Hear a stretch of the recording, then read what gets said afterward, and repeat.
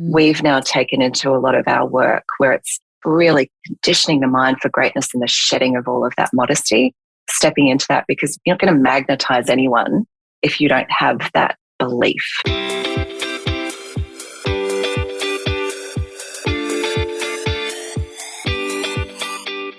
Hey, it's Renee. Welcome to the Into the Wild Show, a podcast designed to encourage women to take their back of the napkin idea, launch it, and grow a wildly successful business.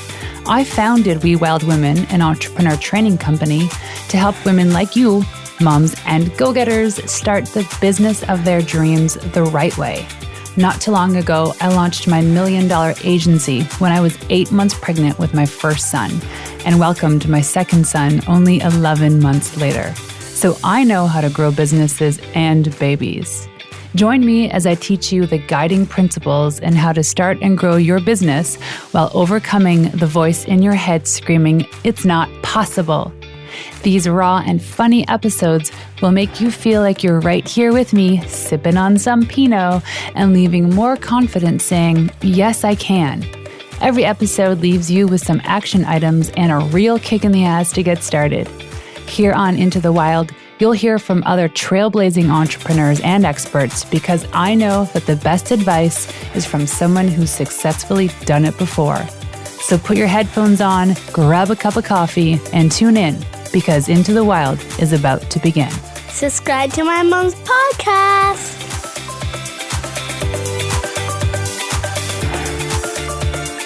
Hey, you wild women. My next guest is known around the world as the leading iconic strategist for personal brands. She works privately with those destined for greatness to help them take their expertise and turn it into their iconic empire. Following the successful sale of her multi-million-dollar e-commerce company, she established Icons Incorporated to represent the world's elite personal brands with branding, representation services, commercialization strategies, big deal PR, and speaking. Please welcome the incredible Kathryn Porritt. Oh, Renee, thank you so much. That was a very cool introduction. I appreciate it. Thank you so much for having me. Yeah, I'm going to put the Land Down Under song in the background. Fantastic. I love it. Because Kathryn is in Brisbane, Australia. I love it. So we're day behind, I guess, right? Because you're in the future. It's Thursday for you. Everyone asks me if I can tell them the winning lotto numbers, but I'm not that savvy. Not that good. Just be arbitrary. 3, 6, 9, 12. There. Perfect. Yeah, exactly. I love it. Okay, let's dive into some quick questions. It gives our audience a chance to get to know you faster. Are you ready to go? I'm ready. So where are you from? I'm from a little town called Murwillumbah in New South Wales in Australia. It's a gorgeous part of the world. About 30 minutes from where all the big Hollywood stars are moving across to Australia and living in Byron Bay at the moment. So that part of the world, gorgeous. Oh, in Byron Bay. I was there many times in 2003. Mm-hmm. It was more like just people with the bare feet surfers hanging out there. What's it like now? There's still that essence there. I don't think that will ever go away, but that's how I grew up there as well. Now that the Hemsworths are there and Zac Efron's moving in, and there's this real Hollywood cool vibe to it as well, which is super fun. So great foods come in and I like it. All right. So I'll be on the next flight out. Please. I'll meet you there at Ray's. Right? We had some really good times in Byron Bay. Okay. So what is your favorite quote? I am such a fan of people owning their greatness. And this is not like a big quote or anything, but I love Shonda Rhimes owning her greatness. And she has a quote where she says, "I will not hide. I'm going to brag. I'm the highest paid showrunner in television." Now that in and of itself is not like a big deal, but I just love the fact that she owns her brilliance, and there's arrogance and confidence and no modesty attached to what she's achieved. So love it. She is definitely iconic. Brilliant. She's my ultimate icon for sure. There we go. I love that. Yeah. So what is one of the best pieces of business advice you ever received? The best piece of business advice I ever received was to create a business that's about you. And hopefully we'll talk a little bit about this in our conversation, but when you create a business that's all about you, suddenly you create something that's so much bigger and has so much more magnetic attraction around it, rather than just creating something for everyone else. But that comes with professional maturity, being able to create it at that level. It's so true. And you can see the people that are authentic too in their offers and authentic in their marketing, because they're like, oh, this is actually just an extension of me. It's like an extra limb. Mm-hmm. Yeah, it's so much more fun playing in business that way, right? It's not work. Well, I mean, sometimes it is. So tell us, what is one of your biggest business mistakes? Oh my goodness. Perfect storm. Overcommitting. I'm one of those people who can take on a lot, and I say yes to so many things because I see these big opportunities. So many, many times, particularly in my 20s and 30s, just saying yes to too much, overcommitting, and then creating the perfect storm. And I am the person who did it. No one else did that to me. It was just literally taking on way too much. So I'm now very careful about what I say yes to. I love that. And maybe just a quick sidebar too is, what do you think it is about, especially women in their 30s, that feel like we have to say yes to everything? I think if you're capable, there's this piece of you that's like, I've got this moment to really show the world what I can do. I know that's what was driving me. It was all this, I've got this moment, I've got to make this work right now, and I've got to show everyone what I'm capable of. And then I really realized when I hit my 40s that that was not necessary whatsoever. It didn't really matter what anyone else thought about me. What really just mattered was proving to myself, having joy in what I was doing. Didn't need to prove to anyone that I could be successful or achieve things. So that was my motivator. I'm not quite sure about others, but it tends to be similar with my clients, and they're real overachievers. They're the ones that no matter what you put in front of them, they're going to get an A. They're going to make millions. So they're pretty cool. And you know what? At the end of the day, nobody cares. Right? Nobody cares. And I actually just recorded an episode on somebody else's show because I turned to 40 this year. And I was like the top age essentially of guests that were on, or like the audience. And we're like, what's the theme that we could have for this show? I'm like, maybe the advice I'd give my 30-year-old self. And it all came down to, we try so hard to prove ourselves throughout our 20s and 30s. And at the end of the day, nobody actually cares. No, you realize that, right? Have you come to that conclusion now, and have things changed for you? Oh my God. 100%. Business dynamic, Everything in business, even showing up at my CrossFit gym, and I'm like not even close to being the most fit person in that gym, but I have the mentality of somebody that is. And it just makes everything more fun. I'm there for me. I'm not there for you. I don't care, right? Welcome to 40, girl. You're going to love your 40s. It's been the best for me. I'm only 6 years into it, but I'm like, I'm digging this middle part of my world. Love it. I hate that it's middle-aged, but you know what? It's like we have more wisdom. I'm all for it. Okay, so is there a book or a podcast or something you're reading or listening to today that you can recommend? Oh my gosh, so many. I am so steeped in so many books and documentaries and things at the moment, researching icons. And so anything that's about Walt Disney, I'm there. Love it, love it, love it. Cool. He's my hero. Magical Worlds, Iconic Maverick, amazing. I watched a documentary that surprised me a couple of days ago that was really fun. And it was about Jackie Collins. It was on Netflix. And speaking of icons and mavericks and people who really extreme pioneering and have this incredible gutsy attitude to their niche, and they created entirely new paradigms, Jackie Collins was it. And I was just surprised at how brave she was. I didn't really understand her true story until I watched that show. So I highly recommend. Incredible lady. I love it. Okay, so tell us, what is the reason or the thing or the moment that inspired you to start your company?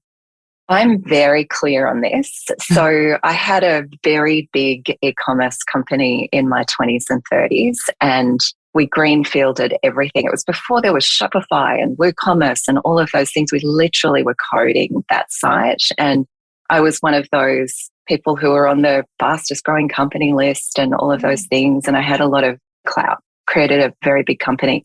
But I remember I'd brought investors into it, and we were going gangbusters, really big. And I looked around this warehouse with all of these amazing people around me and all of this shelving and stock moving around. And I turned to one of my business partners and I said, this isn't fun for me anymore. It's lost the joy. And so it was at that moment that we made the decision to find a buyer for that business. We were lucky enough.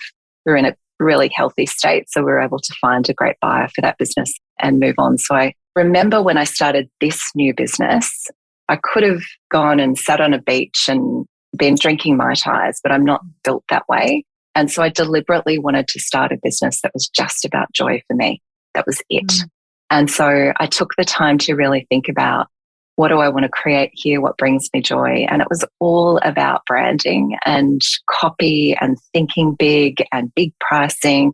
And I wanted to work with the best of the best personal brands and founders, because I'm not the smartest person in any room, but I'm really, really brave. And I will sit there and I will be a sponge and I will find a creative way to brand that person and position them. And I just thought what a joy it would be to work with a handful of extraordinary people and help them go big, big, big. And that's what I've created here. And I'm just living my best life every day. It's such a great place to build a business from when there's not an ounce of desperation and you just make a choice, a deliberate choice about freedom and fun and all of those nice things. Yeah, you kind of already paid your dues, right? In that space, and you've learned the lesson and the hard lessons and the easy lessons. And here you are now. So it's kind of like the ultimate graduation. Yeah, it's the second act, which, is really fun when you've already had success. And then the second level of success is one that's very deliberate and it's about legacy and it's about joy and lifestyle and freedom. It's pretty cool. I often find that the people who are on their second act are the ones that are living this big, extraordinary life. Yeah. And they're super fun to play around. Yeah. Because it's almost like I talk about this time and how this is relevant, it totally is. But I talk about this time where I was sued for wrongful dismissal. And it's almost like this rite of passage in business where you're going to get sued for something. And it's so insulting, especially if you work out of integrity and loyalty. Yeah. But it happens. And those are the hard lessons. Whether you win or lose, it doesn't matter. It's like, what did you learn in this? And when you come face to face with that hardship again, you're like, I know what to do. This is so easy. Yeah. Not scared. Not scared anymore. No, I'm with you. Absolutely. I love it. So you talk about being iconic. And I actually have a really good episode too. A few months ago is becoming iconic. And so the idea of what this is, but what is the difference between a successful entrepreneur and an icon? Yeah. So for me, it's pretty simple. I don't have a textbook definition of this, but I think it's the way of doing business. In my world, this is the way we couch it. So in the mainstream world, you are creating a business based on what the market tells you to create. So you would listen to your market and you would listen to your audience and they would say, this is what I want. Or you would look at the competitive landscape and you would do a SWOT analysis and you would go, right, here's an opportunity for us to fill a hole in the market or go bigger, whatever it might be. That to me is real mainstream success. And there's great companies. I obviously had one in that area and did very well with it. The difference though with an iconic company is one where you're doing extreme pioneering and it's driven by you. It's driven by innovation, creativity. It's the sort of company that Steve Jobs' classic quote that you never ask your audience, or Henry Ford saying if he listened to his audience, we'd still be in horses and carts. That's those true innovators, the creators who there's no playbook, there's no template, there's no script to follow. This is true creation and it's really about you. That to me is an iconic brand, one that's driven by your innovation, your creativity, your talent. And it's very brave, the people who do it. But often I find that they've got no choice. It's like they're so compelled to do it. They've got no choice but to go for it. So that's my definition of it. Obviously, when you become hugely iconic, you become like a Walt Disney or a Coco Chanel, etc. That's taking that to that next level. But I think business strategy wise, that's the difference in my mind. So in your perspective, could you be iconic even with a small business? Yes, absolutely. And a lot of my clients have got So I think a lot of people feel that an icon must be really well known or must have sort of mainstream or mass success or have this massive social following like a Kardashian. I could care less about all of those vanity metrics. And for me, you can be an icon in a really tiny little niche. I've got no question about that. I've got clients that have got very large businesses and you would not have a clue who they are. But in their little space, they're creating and changing paradigms and they've got wealth beyond imagination. So you absolutely can be without that sort of mass appeal. I fully believe so. And do you feel that being a successful entrepreneur is what we hope to like quote label ourselves? But being iconic is kind of like the next dimension. So it's almost like it's self-defined in a way too. But how do you go from being the successful entrepreneur to iconic? Where does that switch happen?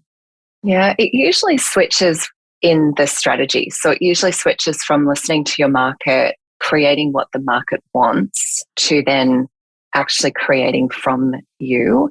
And then what you'll find when you successfully do that, there's like a real embodiment piece that needs to happen with that a lot of people are just like, oh, whatever. I mean, of course I can do that. And then when they actually come to do it and stop listening to their market and actually create purely, it's challenging. It's very brave to be able to go out there and say, this is what I believe, and to be seen as someone who's shifting a paradigm and challenging the norm and those sorts of things. That switch is the moment that it happens for me. I agree. I love that. So talking about mindset, how does mindset have a direct connection to making money? Oh, it's everything.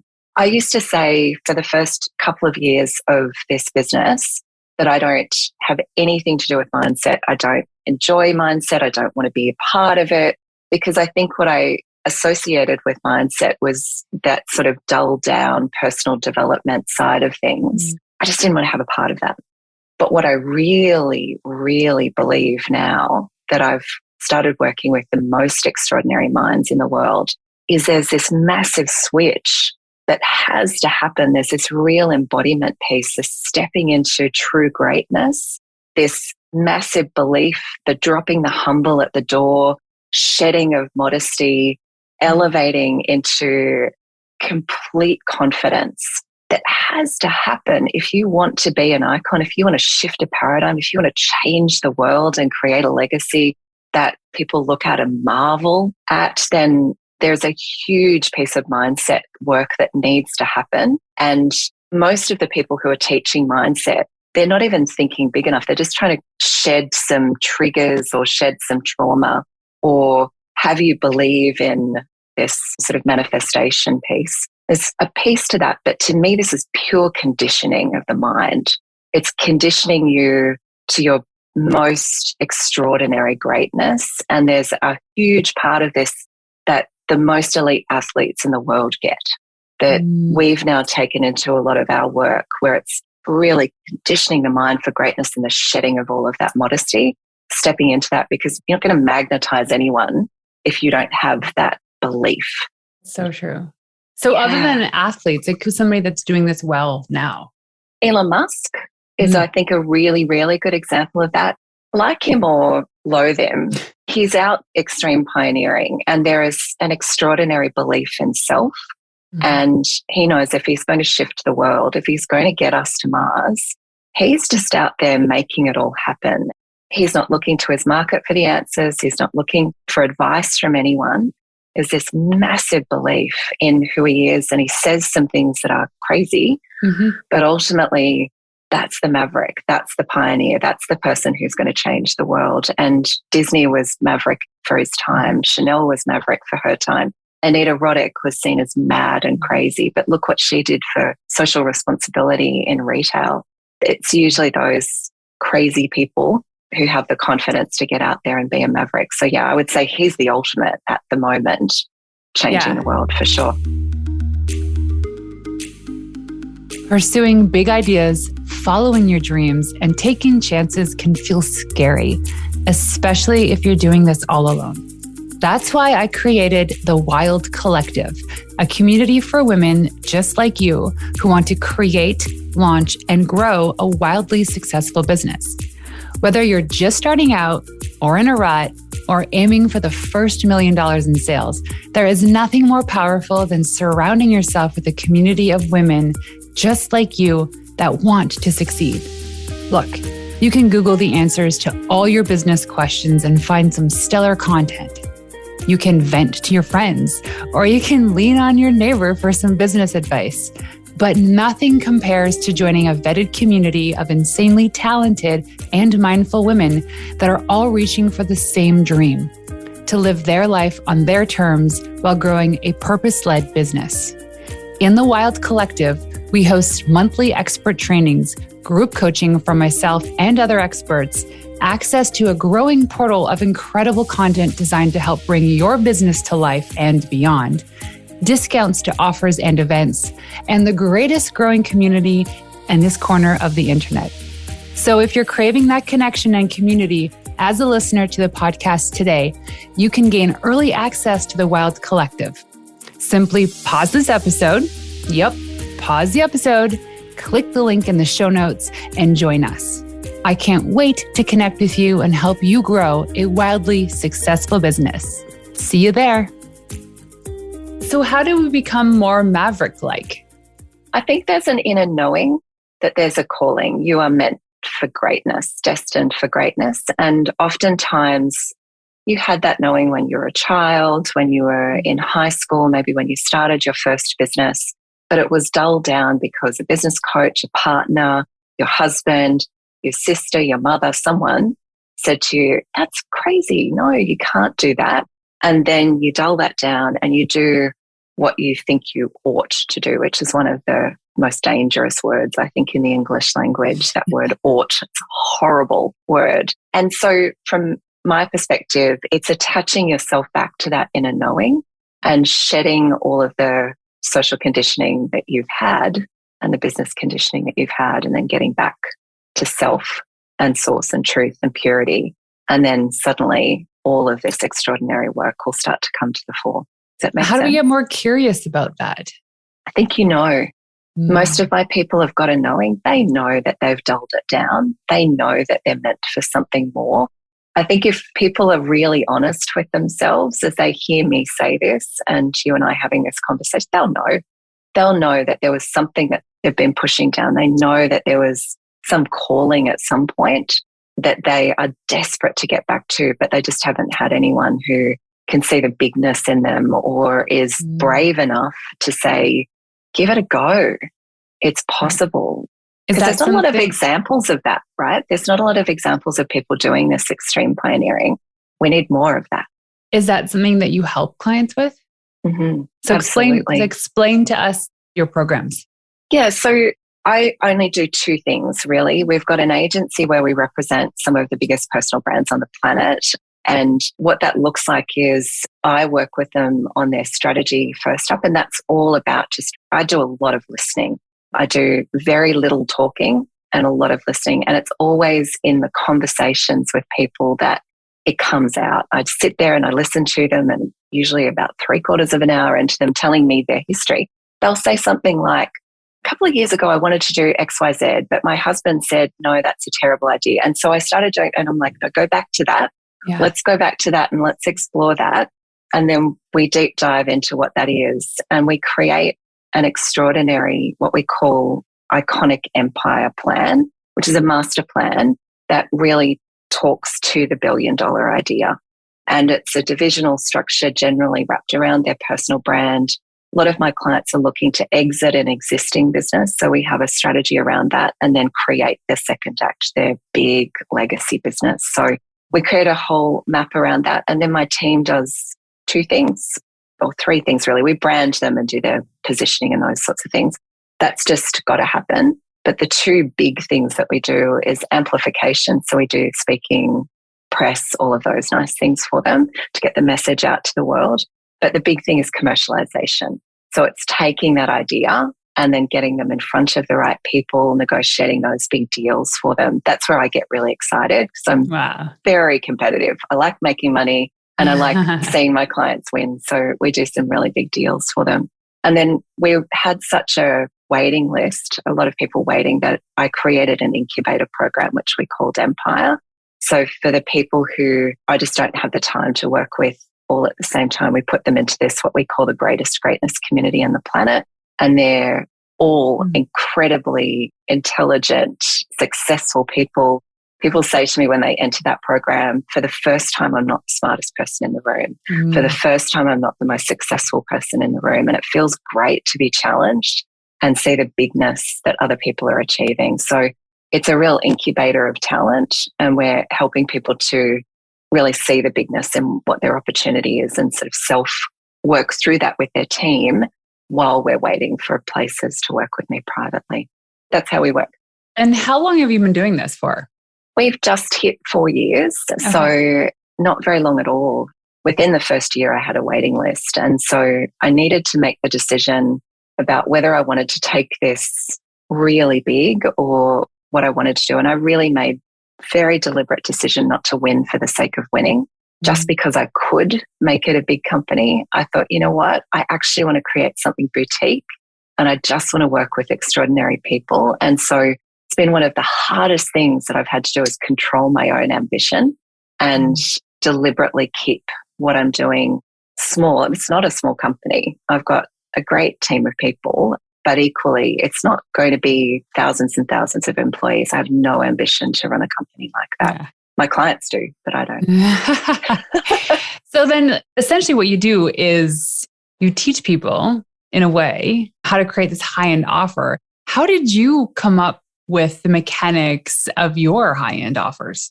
Trial and error. So I knew when I started this company that I only had a limited amount of time and that I wanted to work with great people. And in order to give them a great quality service, I would need to charge a huge amount of money to make that work. And so I started at the 100K level and very quickly moved to $250,000 and way beyond that. Pricing wasn't really where I wanted to be in the market, wasn't what I was chasing to begin with, but the clients that I was attracting, even though they had what you and I would deem a lot of success, they weren't charging what they're worth. And so through a lot of trial and error, working with some really extraordinary founders and entrepreneurs, I've come to realize that there is always a place. I have never found a niche where there is not a place at the highest end of the market that's untapped. Everyone else, there's 99.9% of the market is down here chasing the $97, the $2,000, the $20,000. Almost always, there is no one up here chasing the millions. And if you can really step into that bravery, then move to positioning yourself at the highest end of the market. We've had incredible success with everyone that we've worked with at that level. Wow. Yeah. I'm always curious about this too, because it sounds like it's a stark difference between your e-commerce company and what you're doing now. Yeah. But obviously you're teaching people the stuff that you've learned in growing that successful e-commerce company. And the reason why I'm asking this question is because most of the listeners are like gunning for their first million in sales. Yeah. How did you just formulate this thing? Because I always say scrappy first, right?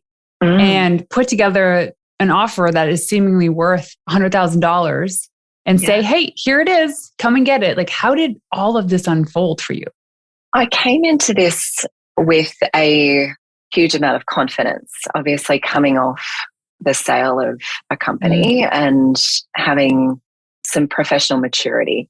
And I think if I could give any advice around, I'm with you on scrappy, produce your revolution. I have worked until my fingers have bled with both of these companies. And there is nothing that I rate higher than scrappiness and productivity and efficiency and just getting the work done and walking through the mud and doing the stuff that just needs to be done to get to that first million. That first million is going to be the hardest thing you will ever do.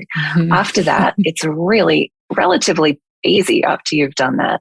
Getting to that first million, how did I formulate that offer? Look, really, I came into it knowing that I had this bank of knowledge. So if you can attach yourself to what am I absolutely the best in the world at? Now, you do not have to be the best in the world at personal development or something as big as that, right? You don't have to play next to Tony Robbins to make this work. what is the biggest thing that you can honestly attach yourself to? I'm the best in the world at tiny little things, sliver of a thing, and then go after the highest end of that market. Now, if you had 10 clients for 100K, wouldn't that be better than, I think, having run both companies where we had $100 average sale, to get to that million, you've got to do a lot of sales versus one where our average ticket price now is $250,000. Got to do far less work to get to that $1 million. So I would just say stretch your mind, get very clear on what are you best in the world at, honestly, with integrity. What can you deliver at the highest level? Who do you want to work with? Who's super fun to hang around? And who would you really love to do some work with? Go out and make it happen. Be brave enough to go and invite that person to be a client and pitch them. It's amazing what happens when you get brave. I know. I tell my clients this all the time. I'm just like, hey, where are your customers now? Well, there's 10 of them in my DMs. And I'm like, tell Kathryn, this is the program. This is how much you charge. And this is when it's going to start. Like when I first started coaching, I'm like, I have no clue. I have no clue what I'm doing. The only thing I knew about coaching was that I used to be a member in a mastermind for agency owners. And that's the only thing I knew. And so I was like, I'm going to do this thing. And how I started was I emailed to my friends saying, you're doing this, you're paying me, this is when we start, and you need to invite somebody I don't know. And they're like, okay, how much is it? I'm like, honestly, $250, don't know what I'm doing. And then they provide feedback, but they had a sense of ownership. And the next time I did it, it was $750. And then it was $2,000. And then it was $6,000, then $10,000. Because I figured out the system. I figured out what people wanted. It was scrappy. It was like, here's my PayPal link. Send me the money. And I always say money first before anything else. No business cards, no websites. No. No. You do not need any of that. If you went to my website and looked at the case studies, you'll see these amazing stories of I made $400,000 in the first week and all these nice things. That's all exactly what you just did there. Exactly the same thing, but being brave enough to say, I'm the best in the world at this. This is who I want to work with. Go make it happen. Be brave enough to ask and invite. And it's incredible what happens because 99.99% of the world is not brave enough to make the invitation. Nope. We get intimidated because we're like, oh, but Kathryn's already doing this or so-and-so is already doing this. It's because you're following these people for inspiration or motivation. But guess what? There's how many people in the world? 8 or 9 billion. We don't know who these people are. We're following them. We're studying them because they're considered competitors and we are inspired by these people. But they need not be the ones to stop you from pursuing your greatness because they're already doing it. Oh, right? My goodness and gracious. Your example is perfect. Just 10 clients, just 10 at $100,000. 10 people out of 8 billion. See yourself as the Pied Piper as you're creating this. And I say to my clients, look ahead. Do not look sideways. Do not look backwards. Don't look to your market. Don't look to your competitors. Look straight ahead. Because the minute you start looking at your competitors, you get that competitivitis and intimidation. You look to your market. They don't know what they don't know. Just be brave and focus and look ahead and you'll do marvelous things, extraordinary things. And the biggest thing in all this too is just be yourself because people buy from those they know, like, and trust. They can't trust people that are inauthentic. So if you're tall and goofy and uncoordinated like me, then be the best uncoordinated, tall, goofy person. Exactly. I love that. And I was reading about Paris Hilton recently, just as a great example of what not to do. So Paris, we all know her as the blonde bimbo type. She's got $1 billion company that she created herself with production, and she's extraordinary. And now regrets attaching herself to a brand that was all an alter ego. Yeah. On the reality TV side of things, huh? Oh my gosh, don't do that to yourself because it's going to catch up with you at some point. So be goofy and tall and fabulous every day. Or short and whatever, crazy. Whatever you think is. Or short and coordinated. Exactly. Oh, it's so interesting as you think in what you're saying. One of the biggest challenges that I know a lot of female entrepreneurs face in this is really identifying their greatness. Because you say, just really hone in on the thing that you're really, really good at, people are like, I don't know what that is. And it got me thinking too about we spend our 30s doing so many different things, trying to prove ourselves to others, but there's a component of it that is actually essential to success is in trying different things because you need to test out the things in order to understand if you like it or not. So what are some things you recommend then for people to like really figure out what they're good at? I could list off things that I'm great at, but I don't know if that's $1 billion business. Yeah. And I think you need someone to answer that question. All of us are probably capable of creating 170 million different businesses. It's just a matter of synthesizing all of that information, curating this bit of this and this bit of this, and then having someone who can see the bigger picture for you. Definitely not someone who will see the smaller version of what you are or is going to give you this like script mom and dad template. No, don't go to them. Definitely get yourself with people who've done extraordinary things. Talk to people like that. But I think it is about testing and trying and iterating. And we talked about Elon Musk before. He's not doing something that's linear. It's not one thing. He's testing these different things. He's got all sorts of different innovation opportunities going on all the time. That's okay. Do all of that. Be all of that. Be everything that you are. Test, try, be brave, produce, all of those nice things. Yeah. But the big thing is give yourself some white space to really get to know yourself. That's the biggest trick here. And do that shitting. Am I doing this just because mum and dad said that was the thing that I should do? Was there a lecturer at university who said that was a bad idea and so you should go in this direction? Go back to those moments and try them, because generally, in my experience, it's the things that you were warned off of that are actually the thing that you need to attach yourself to. You always had the clue. You always knew. It's there. You know in your gut too. I mean, go back to your like childhood report cards and read the notes from the professor saying, Renee is really good at this and this and this. Yeah. And it's like, it's there. You typically are good at the things you love to do and you love the things you're good at, right? Completely. And you can make money doing anything, because they used to have this thing back in the 80s called the pet rock, where someone literally branded a rock and they sold it. Right. Absolutely. You can do anything and make money out of it. And it's been my experience that I really like people with weird and wonderful ideas where they think there's no commercialization opportunity. I've not yet found one that we haven't been able to find a way to bring in a sponsor or commercialize or attach a brand to. That's cool. Okay, I have one last question for you. Okay. When I ask you what it means to be a wild woman, what is that to you? Just being you, as authentically fabulous and audacious, and just be you. You know, that quote that I mentioned before from Shonda Rhimes, there's a number of other women that have said very similar things. Like Rebel Wilson is a really good example of that. She knew when she was young that she was going to be success. She just didn't know what it meant, but she was just fully attached to her greatness and has always bragged about it. She's probably precocious as a child and all of those things. And Jennifer Lawrence, and so many examples of people who just knew. Look, for me, that's a wild woman. That is just be audacious and huge and own your success and own your ambition and allow yourself to be everything that you can be.